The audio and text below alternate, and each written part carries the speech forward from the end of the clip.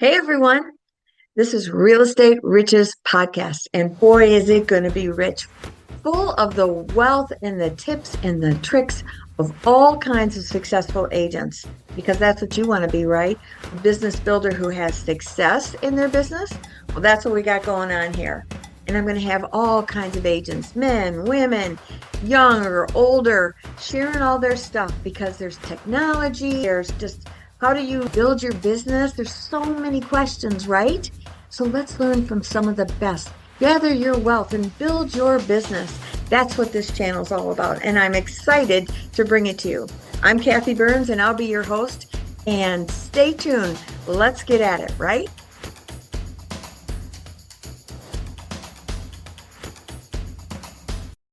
Hey everybody, I'm Kathy Burns and I'm here with Elizabeth Riley, who I'm really excited to have on the podcast today because we have similar models of that we love to do, like being early. And we're going to talk about that. So stay tuned and welcome, Elizabeth. Thanks for having me. Yeah, I'm so excited. I was just talking with Elizabeth and I was watching a podcast she was on yesterday with Michael Valdez, and I was just so intrigued with the first thing started with being early. And even today, she's 10 minutes early. I was on here already because, we were just talking about it. You need to be prepared. What if something goes wrong, right? I do not operate well being reactive. Yeah. And so, yeah, you just want to make sure that you're set and your camera's working and your sound's working. And I value people's time. So absolutely, I Yes. want to be here prepared before even they're here. Right. Me too. So I love that about it. And then when you went further on to talk about this organization, I was just thinking, I'm speaking in Cabo next week, so I'm excited about that. And I was thinking how when I first got in the industry in 2006, no one helped anybody. The collaboration was non-existent. And it's like they're just throwing you to the wolves to go figure it out. And I'm thinking, this is a very interesting industry that you don't It, get direction. it was interesting because you and I think it sounds like we've been in business at about the same time, and it was a sink or swim type of mentality. And they would say, next, we'll just go get more. Yeah. And for me, that was so backwards because I think if you develop the people that you have, the people Right. that are loyal, the people that are in your world already, it's so much easier. I guess it's that 80-20 rule. It's just so much easier to focus on the people that are there instead of continually, reinventing the wheel and hoping for a different result. So for me, I was in that same environment, and I look back at that time and I even look at about things now in conversations I have. I was a brand new agent back then, Yeah. right? Who knew I'd be a top producer? So then Right. everybody I'm in conversations with now, I think of that too. Well, I was in your shoes one time. Maybe you're the Right. next producer. Maybe you're the next top producer. The big producers, I don't even think are in the industry yet. So you just never know who you're gonna come in contact with and cross paths with. Right. I agree so much. And I tried to create collaboration because the internet was newer Facebook was newer, business pages especially. And so I started teaching all these agents tech, and I was way older than a lot of them. And I'm teaching them how to have their Facebook business pages, and not a one was sharing how to do the business. God for phone duty back then, because you at least get some calls coming in because that's exactly how the business was done. And I didn't stay long at that firm. I switched over. That was Coldwell Banker, and I switched over to Remax, and they too offered a little bit of training, not much. Everyone was very tight-lipped. Office doors closed. And I'm like, what's going on behind that door? It was A crazy. model. I was in a model where we really talked about collaboration and sharing, and it was funny because what one person says and actually does, where I was recognizing quickly it was two very different conversations. And I love to teach. I'm an open book. Hmm. I don't want to be a coach, but I find myself in that capacity a lot of times. And so I would always raise my hand. Oh, I'll teach, I'll train. And we had a course that they wanted you to follow along page by page. And I Mm. was laughing because I would read this, and no wonder nobody was really getting into production because nobody really did that. And so the productivity person or the head of the class would leave the room, and I'd look around and I'd tell everybody, okay, close your books. And they'd look at me. What do you mean close your books? I'm going to show you what I really do. on a listing, because what you're reading in the book is not real life, or maybe it was at some point, but we've evolved and times have changed. Yeah. And especially in the real estate, if you think about the real estate environment now, they're changing monthly, right? So I would always close the book and just say, okay, this is what I do, because it's not competition to me. It's when we all win, we're all succeeding in a bigger way. Yeah, you mentioned that yesterday. We're not competition. When you look at the numbers of agents in an area, you're really not competition. You may work with the same few agents over and over that are the hustlers, that top percent. And but most of the time, even when you teach the class and you teach jewels, good stuff, they don't go necessarily and do it. And they may do Right. it their own way. They may reinvent it. Who cares if you hear how I do something? Do you know what I mean? Yeah, and I think there's lessons too, because you might do something one way that either aligns with me or it doesn't. And if it doesn't, we were talking about this earlier, there's lessons in that too. Lessons in knowing what doesn't work for you, lessons in knowing what isn't really authentic to the kind of agent or the kind of person or the kind of leader you want to be. And so I think in every situation, I'm always listening for the lessons to see where it might apply to me. Yeah, I agree. When they were, Mike Ferry was really big about making all these cold calls, and I had a lot of pressure where people were saying, you need to get on the phone and make calls like that. I go, oh, that's just not my style. I'm an in your face, I'm in person. Let's gel together, right? But I quickly figured out that I needed to figure out my needs about who my target market was, the price point, because I was dead broke when I started. I had no one helping me. I was selling off my stuff on an eBay store to get by. So I really had to figure it out. And I didn't have time, but I also didn't want to have that panic in me where a buyer or seller's feeling she's just got to make a paycheck. That was not the agenda. And so I needed to figure out who my target market was, what my price point could be that would work for me, who was not working it and who was working it. Was there a sweet spot out there? And I found it. And that's what I pursued. And that's how I really helped myself build my business. And it became all referral and repeat business because I nurtured it too. Well, and I always talk about other agents in the industry in the way that I don't see it as competition either, because who is on the other side of a transaction?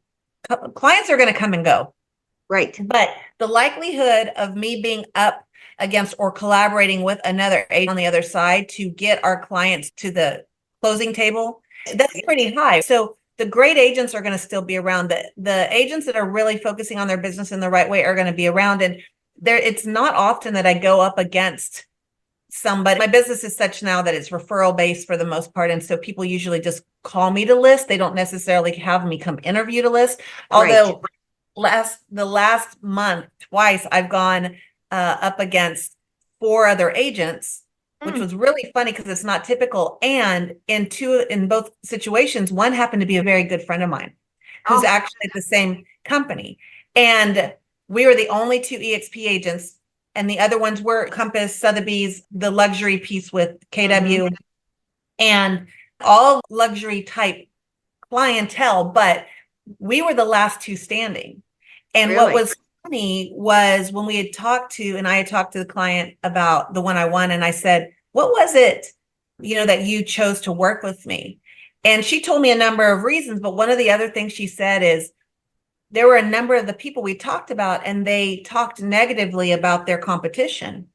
And you and this other person who happened to be a friend of mine, you even said, and she said the same thing, you cannot go wrong with any of these agents because they're all well established. They've all done amazing things in their craft, in their industry. We're all going to do similar things. You just really need to figure out who you align with, who you mesh well with, because you're going to be working with them from start to finish. And I just thought it was interesting that you had a number of these agents that were talking negatively about the same people that would possibly be working on another side of a transaction. And where's the positive in that? So it was a little bit of a lesson for me as well. It's let's lift each other up, not only in the industry, in our communities, but lift each other up so the industry shows better. Yes. Totally agree with that. Sometimes you'll be in a situation with a closing or whatever, from start to finish, the other side is very opposing. gives so much grief, isn't collaborative at all. Like send you an email instead of saying, hey, here's a text to let you know I sent that email, because you don't always see all your emails. Right. And it gets very tense, or they're really adamant making their clients feel like your repair inspection report was just horrible and we need a fortune for this. And I'm like, let's just work what's fair, so that we got 4 sets of happy people there: buyer, seller, agent, right? I want everybody happy at the closing table. I want everyone to feel like it was a fair, quality transaction that we're all happy about. We've always been in those situations too, especially those of us that have been in the business for a long time, that there are some agents that just get in the way of a transaction. And I never want to be that agent, especially when we were experiencing so many multiple offers. And I don't know about other markets. Our market is starting to see more of that again. We're starting to see multiple offers again. A little bit here. Right. And I want to be one of those agents where the listing agent says, oh my gosh, we have all these offers. Here's what they all look like, even if they're all equal. But I've worked with Elizabeth Riley in the past. I know it's going to be smooth.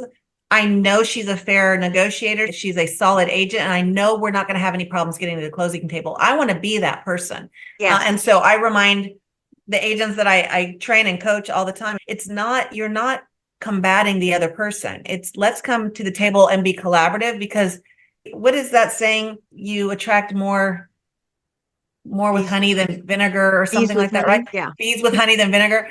It's the same thing. I want to be I don't want to be in a stressful environment. We're already dealing with stressful situations when you're working with clients that this is usually their biggest asset. So let's bring the stress level down. Let's all have like you said, make sure all parties are happy and they've had a great experience. It doesn't have to be win-lose.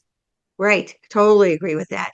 And I can hear myself. I even did a video recently where I said, I was so excited that so-and-so agent was on the other side, because I knew we were going to be able to get this to the closing table. You just knew, because everybody had an incentive to work together, and you knew their style, which is so big. Yeah. It's a good feeling. So tell me what you're thinking about AI and technology, how that's going to affect a lot of the agents that aren't embracing it. It's like the buzzword. AI is the new buzzword. And I think we've experienced AI in all areas of our life for a long time. And maybe we haven't recognized it, and maybe we have. And I've talked to a lot of friends that are, I'd say, experts in AI. It's hard to say that because AI is evolving every day as well, but they are a lot further along than, say, little old me. But a friend of mine who is well-versed in AI, and he teaches all over the country, said something that was really thought-provoking for me. He said, AI isn't going to replace the real estate agent, but the real estate agent using AI will. And I thought that was super powerful, because I think we get, again, those buzzwords and people get fearful. And instead of being fearful and not doing anything and freezing, it's okay, what can we learn from this? How can it complement what we're already doing? Because real estate is very relational. Yes, there are those people that are transactional, but for most of us, it's very relational if you think about it. And so that's not going to replace any of that. There's still going to always be a very valuable space for us. But you still want to be cutting edge. You still want to be making sure that you aren't being left behind. We're not using the MLS books anymore. Those agents that are still wanting to rely on the MLS books are probably out of the business, because technology evolves and you have to be willing to evolve with it. And I just think that's another iteration of what AI is doing. Yeah, I do too. Well, I think that AI is literally changing our world. It's a tidal wave that's going to happen no matter what. And like you said, it's the agents that embrace it that will be here. It's the agents that don't, that won't last, in my mind. Right. And I'm seeing it in my kids' school. I have 4 kids, right? And ChatGPT and AI, that's all the big thing too. And I've really encouraged them. The ChatGPT, some of it is really powerful, but then you can tell it's so robotic, it's not you. So just continue to keep the human element in whatever you're doing and whatever your business is, and utilize AI to help, focus on what's most important. In your business is going to look different than mine and then somebody else's. And so we're going to use it in a way that helps us. But our business, again, is 100% referral. And so we're not going to take that human element. We're not going to take that relational touch. We're not going to take that coffees with our clients out of the equation to try and get Right. one more deal or one more sale. The people are going to Right. be the ones that are referring the business, long past the latest AI or technology piece that comes out. And the piece for the way I see it with AI is that it's like an assistant that's going to simplify your business so that you can Right. run more efficiently. That's where I'm really seeing it. Give me the efficiency to run, help me with my social media so that I can think it through. I don't have to waste the time to come up with the content. Tell me the best times, tell me the SEO so that I can Right. hand it over to my people that I'm going to have do that. Right. And Efficiency is the simplify. key word that you just used there. Yes. I think those that just rely on it and say, okay, this is going to take over my business, I don't think those people are the ones that are going to see the results that they're hoping for, but supplemental, absolutely. Yeah, absolutely. So tell me about your AHA group, your AHA group. I loved it. Oh, AHA clubs, agents helping agents. It's a grassroots effort that just organically came to be. People love community, people love collaboration, people love coming together. And I love the production piece, but I'm doing things very different than the next person. And so we just started bringing brainstorming, masterminding together. And what started as a simple mastermind, let's all come together and talk about what you're doing and talking about what you're doing. And oh, well, that would be really cool if we had a panel on that. And we could learn a lot from the new agents. So then let's do a rookie panel. And it just evolved from there. And so Agents Helping Agents is, again, AHA Club. We just started doing it in Austin, Texas a number of years ago. We do it monthly. Consistency is key in everything I do. So Yeah. we're making sure we're doing it monthly. We're making sure we're doing it at the same place, the same time. It's not the same topic. It's all production focused. It's brokerage agnostic. I don't care if you're a brand new baby agent. I don't care if you've been in the business 30 years. We don't care what brokerage you're with. If you want to come mastermind and you want to come add value and you want to participate or even just listen, you're invited. And so we just have different topics. And then we ask the question, what topics are interesting to you? AI was a topic that was on everybody's radar. And again, there's some of that fear or curiosity or not really knowing. And so we said, AI is a big topic. Let's bring in one of the best I know. And that's Phil Stringer. Phil Stringer is out of North Carolina. And I've gotten to know him over the years, and he said, absolutely, I'll come in. And that room was packed. And it was so fascinating. And it was hands-on, opening up the playbook, not keeping back the secret sauce, saying, this is what you need to know. Because you alluded to this earlier, Kathy. You said, not everybody's going to do what you tell them to do anyway. Yeah. Right. So we do that every single month. And we had an expert in on the DISC profile analysis. Yep. And what really cool about that is every single person before they attended took a very in-depth DISC assessment with motivators and leadership so that they could into the class with their own personal DISC performa and understand, okay, this is how I operate. This is how I see things. And we were talking about how to motivate others without the use of money, right? Is that a valuable topic in the real estate space? Absolutely. You're sitting with yourself. You're sitting with your buyer. How can you use the personality assessments and understanding the different profiles to motivate them or motivate the other side, not using money? So it was a fabulous class. So we do things like that because it's all learning and taking the step further and understanding how we can better ourselves, not only personally, but professionally as well. So when you do that, are you charging? Like he just flew in for free, or are the people paying to be a part of it? What's happening? So I talk about failing forward quite a bit. This is one of those areas where I failed forward quite a bit. I used to not charge anything. And what I recognize really quickly is you get what you pay for, and then people aren't really invested because free is free. And oh, something came up, or I'm going to go on a listing or a lunch or something. And then all of a sudden we would have a lender or a sponsor that would bring in lunch, but everybody that said they were coming didn't show up. So it wasn't really a great use of anybody's time. And so then I started charging something small, not to make money. Me personally, I pay for the room. There's other spaces where you don't have to pay, right? I wanted to be consistent. We have it at the Board of Realtors here in Austin. And I wanted it at a place where everybody was going to be able to come to. And as we grew, because we used to do it in one space and then we got too large for that space. And it just causes a little bit of chaos when you're having to move around. And then people are like, I showed up here. And so anyway, I paid Mhm. for that space every single month to be consistent. And then I was trying to figure out, okay, we're not trying to make money on this thing. I'm not even really trying to break even. So I wanted it to be accessible to everybody, and everybody has different financial situations. Even $50 is a lot of money.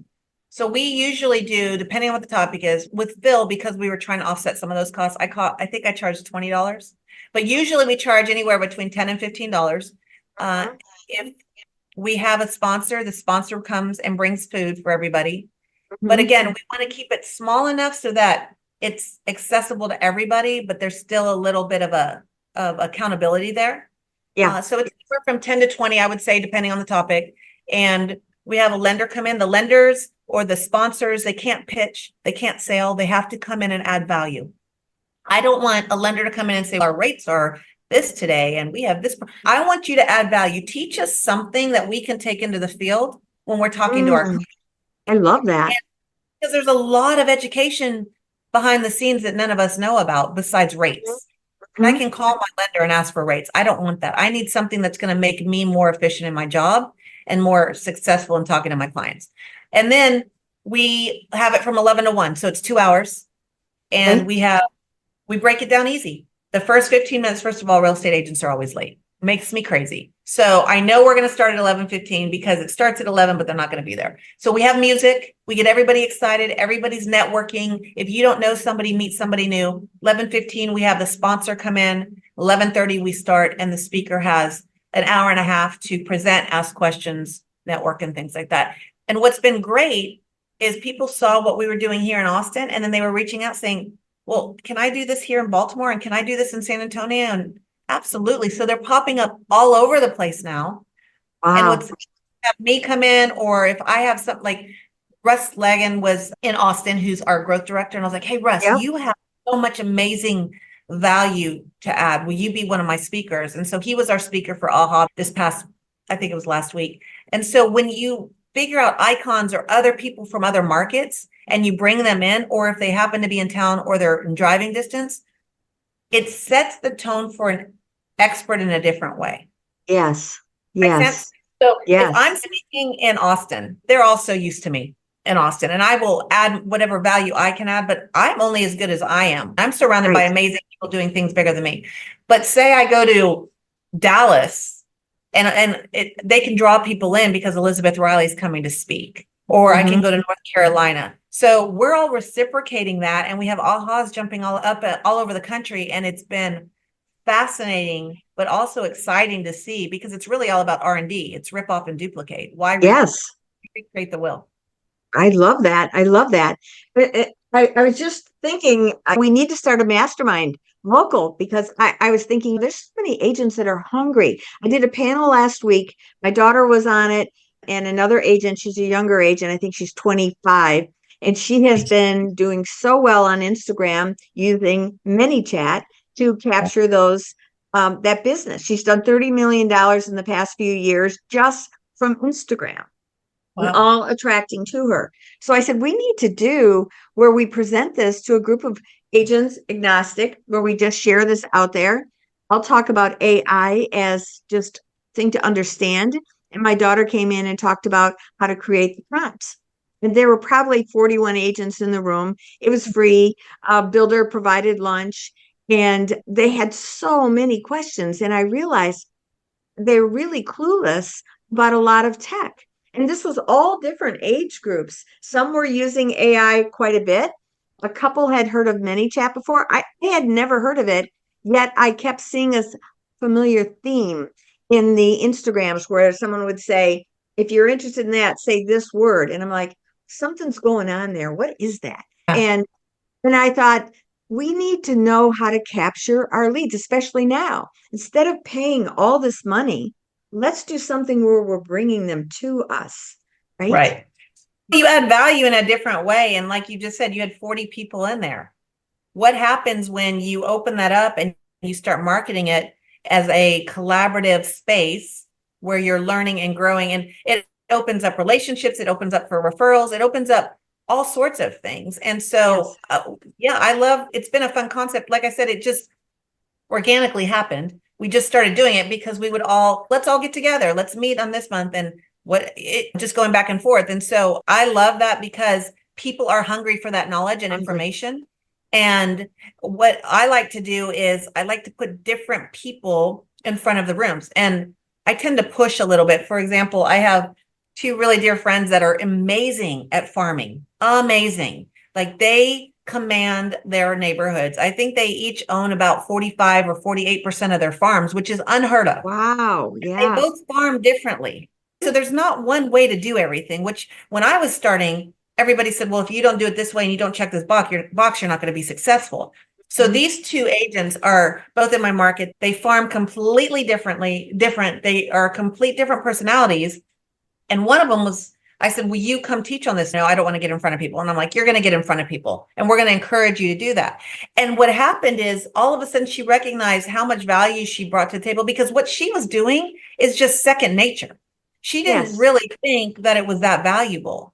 And now all of a sudden she's seen as one of the experts now. And now she's got more of a confidence level when she's talking to people and teaching. And so it's also another way to lift other people up and encourage them to share their gifts in a different way. So I always try to put everybody up. Now at AHA's, I don't put anybody up that's not with our company, right? Because there's so much amazing collaboration within our company.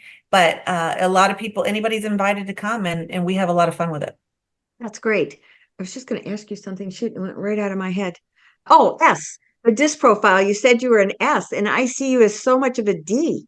I'm adaptive, right? Well, that's valid. You have to, I've done this a long time and I've learned to be adaptive in different ways. And especially with sellers, buyers and sellers, you're sitting in front of the table. What I do a pre-listing packet and I've done it for many years. And the whole reason I did it starting out was to figure out if I didn't know who the person was, this is before my business was all referral, I didn't really care what they filled out in the pre-listing packet, but when I showed up for the appointment, from what they did do, I could figure out their personality, right? And then that way, I didn't have to stumble through everything to try and figure it out. I could already figure out and be really intentional in my conversations. Over the years, most people don't realize this. I'm very much an introvert, very much, but I can be very adaptive because I have to be. I have to be in my role. I have to be with my children. I have to be as a leader in this company.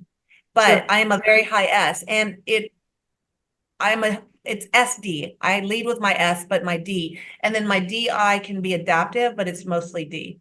I used to be something different. And so when I went through success coaching, I'm a success certified trainer. We had to go through a very in-depth DISC profile, and it actually messed with me for a while to the point where when they had me on stage talking about this, they said, what did you take away from that? And I said, I was just existing because I was lost at where I was in my personality. And once I realized that your personality strengths can change over time and that I could be adaptive in a different way, it was freeing in a way. So I am a very high S surrounded by very high Ds. So a lot of times my D will come out. Yeah, because when I was watching that and you said high S, I'm thinking, boy, I haven't heard S in there to the level of the D that I kept hearing in that interview yesterday. And I have always been a high I with almost nothing else existent. And I was in personal development for a long time and recognized the sabotaging effect of just being a high I, that I needed to understand the other styles. And it really helped me in my business. It helped me in life, really. Yeah. Understand it. And when I realized how I could bring my D up, my S is there, but my C is almost non-existent. My C is non-existent. Yeah. Yes. I need C's in my life because that piece is an important piece. But I find it very important in business to know your DISC profile, to recognize different styles and to see how I can work so that I'm solving their needs more than my need, right? Right. Well, and it's listening more and understanding. You mentioned the podcast yesterday. Who was I on there with? A very high D. Yeah. So one of those things you've got to, in situations like that, you've got to learn how to match, right? And mirror who you're with. And I do that well because I've done it for so many years in real estate, right? And he's a very high D, very high I, and I adore him. And I know him so well too. So it's Sure. one of those things where when you know somebody and you're super comfortable, you know where you can just jump into a conversation. But even if I didn't, I would still mirror him a little bit, because a D is not going to put up with if I'm wanting to be a high S at the moment or wanting to be a high, I would lose him. So I've learned how to just adapt where needed. Yeah, that's great. Well, Elizabeth, this has been wonderful. I really appreciate you being on here and sharing all this knowledge. And I look forward to seeing you in person. I will actually be in Cabo for a couple days next week, so we'll make sure that we meet face to face. That sounds great. I appreciate it. Thank you Well, so thank much. you so much for having me. It's been a fun time, and I always love meeting new and great people. And so I look forward to connecting further down the road. Sounds great. Thanks. Bye, Kathy. So thanks for joining me on this episode of Real Estate Riches. Wasn't that great? I'm sure you got a nugget or two. I know I did. So if you liked it, please subscribe below, share it with everybody, make some comments. We really find that invaluable. And if you're thinking that you would love to talk about this a little bit more, let's schedule a business strategy call. I'll have the link below. And let's see if we can't mastermind together and see if we can empower each other. That would be great. So until next time, signing off. Hope to see you on the next one.